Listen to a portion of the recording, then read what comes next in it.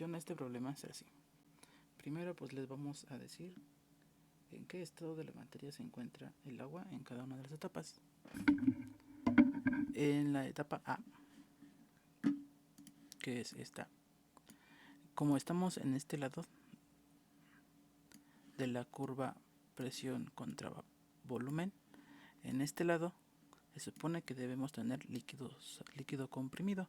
Entonces en el estado A, que está a 50 grados Celsius, con este volumen y con esta presión, nuestra agua está en estado líquido.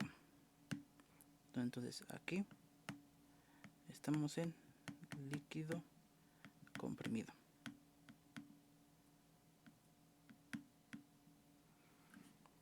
En el punto B o en el estado B estamos en el límite en donde la sustancia pura sigue siendo líquido, pero ahora se le llama líquido saturado.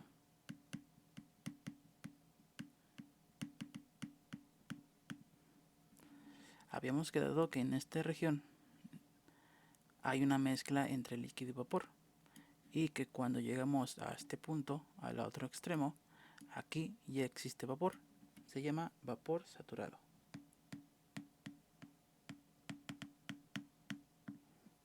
Y finalmente, cuando brincas hacia este lado, todo esto es vapor.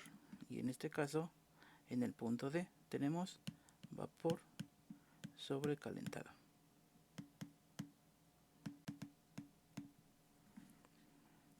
Y ya hemos respondido una de las preguntas, el estado de la materia en el cual se encuentra el agua en cada etapa.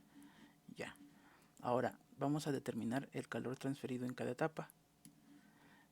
Recordemos que en este caso el sistema o el proceso o la transformación termodinámica se da A, B, C y D, es decir, se da en ese sentido, de aquí para allá. Por lo tanto, es lógico entender o es lógico saber que el agua está adquiriendo calor. Le estamos dando energía calorífica al agua para que pase de este punto hasta este punto. Entonces, lo lógico sería que el calor transferido hacia el agua sea positivo, porque lo está ganando. Entonces, vamos a ocupar dos fórmulas. Una de ellas es mCp por la diferencia de temperatura y la otra es m por LV. Cuando ocupamos una y cuando ocupamos la otra, la primera, esa que acabo de rayar, se ocupa cuando no hay cambio de fase. Es decir, si estás en líquido y calientas pero se mantiene líquido, puedes ocupar esta fórmula. Y en esta fórmula la ocupas cuando hay cambio de fase. Es decir, estás en líquido y al momento de darle calor pasa a vapor, entonces vas a ocupar esta. El sentido o el signo de esta función depende del sentido del proceso. Es decir, si pasas de líquido a vapor, lo lógico es que tienes que darle energía, por eso aquí es positivo. Pero si pasas de vapor a líquido, lo lógico sería es que le tienes que quitar energía. En ese caso, aquí iría un signo negativo. Entonces, una vez sabiendo eso, vamos a hacer el cálculo. Otra cosa. Las unidades, kilojoules, joules y calorías. Hay que poner todas las unidades en joules o todas en kilojoules o todas en calorías. En este caso, los valores me piden que lo represente en joules. Entonces, los kilojoules y las calorías hay que pasarlas a joules. Entonces, tenemos que 2264.3 kilojoules sobre kilogramo. Hay que pasarla, perdón, aquí son joules. Hay que pasarlo a joules y hay que pasarlo a gramos porque también tenemos gramos en los demás. Entonces, un kilojoule son 1000 joules y un kilogramo son 1000 gramos. Por lo tanto, kilojoules con kilojoules se van, kilogramo con kilogramo se va, me queda joule sobre gramo y 1000 entre 1000 me queda A1, es decir, estos 2264.3 kilojoules sobre kilogramos es igual a 2264.3 joule sobre gramo. O sea, exactamente la misma cosa. El Cp del agua ya la tenemos en joules y en gramo, y ahora faltan las calorías, digo el vapor, el Cp del vapor, o como se diga. En ese caso tenemos que 0.482 calorías sobre gramo grados Celsius. Vamos a hacer nuestro factor de conversión y se supone que un joule son 0.239006 calorías. Las calorías se van con las calorías, y al hacer esta operación, vamos a hacerlo con la calculadorcita, tenemos que 0.482 entre 0.239006 me da un total de 2.01668 joule sobre gramo grados Celsius.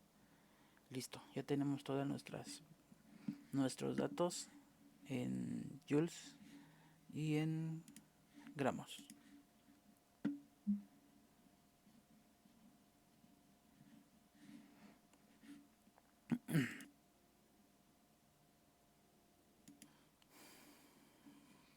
Bueno, una vez teniendo los datos en las mismas unidades, procedemos a hacer los cálculos. Primero, el proceso de A a B.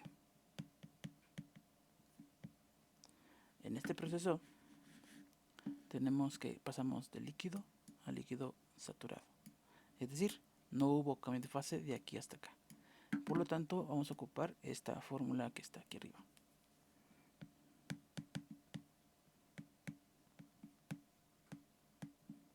En este caso, la masa o el flujo másico es 2 kilogramos, que son 2000 gramos. El Cp, si se dan cuenta, es un calor específico, nos dan el agua y también nos dan el vapor. En este caso, como aquí tenemos agua líquida, entonces vamos a ocupar este. Cuando lleguemos a esta parte de acá, vamos a ocupar el otro, porque este es cuando tienes vapor y este es cuando tienes agua líquida. Entonces me quedaría 4.1813 joules sobre gramo grados Celsius. Y la delta T. La delta T, recuerden que es el final menos el inicial. En este caso empezamos con 50 grados y llegamos a 100. El final 100 menos el inicial 50. 100 menos 50 me da 50. Y finalmente tenemos que el calor que ganó o que perdió de la etapa A a la etapa B es la siguiente: 2000 por 4.1813 por 50 es 418.130 gramos, se va con gramo, joule sobre grado, no cierto, joules nada más, julios. Y ahí está mi primera transferencia de calor, de etapa A a la etapa B. Ahora,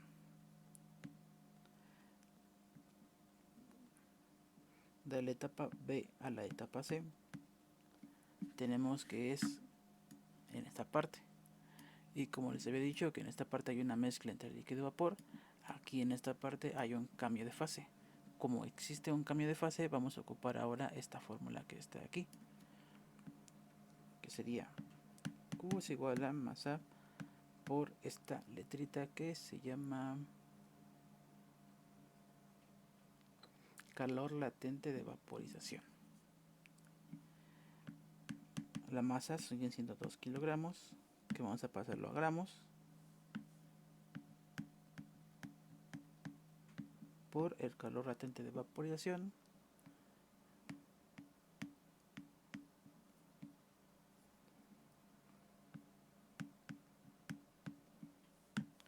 en donde los gramos se eliminan y me quedan puros joules. Entonces este calor que se ganó o que se perdió es el siguiente: 2000 por... es un montón, son 4.528.600 joules. Y ya tengo mi siguiente calor que ganó o que perdió en esta etapa de aquí. Finalmente en esta última etapa de C a D ya tengo puro vapor. Entonces, como no hay otro cambio de fase aquí en medio, vuelvo a ocupar esta fórmula que está aquí arriba.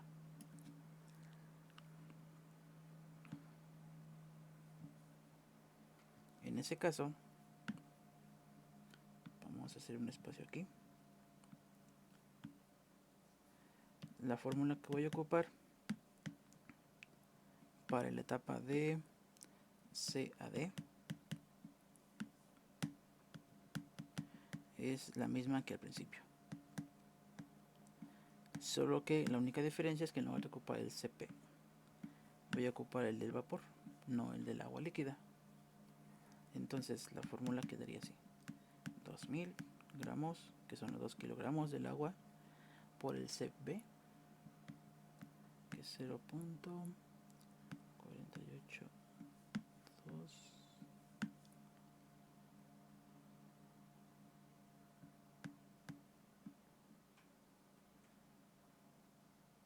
No, cierto, eso está en calorías, hay que utilizar la que pasamos a joules,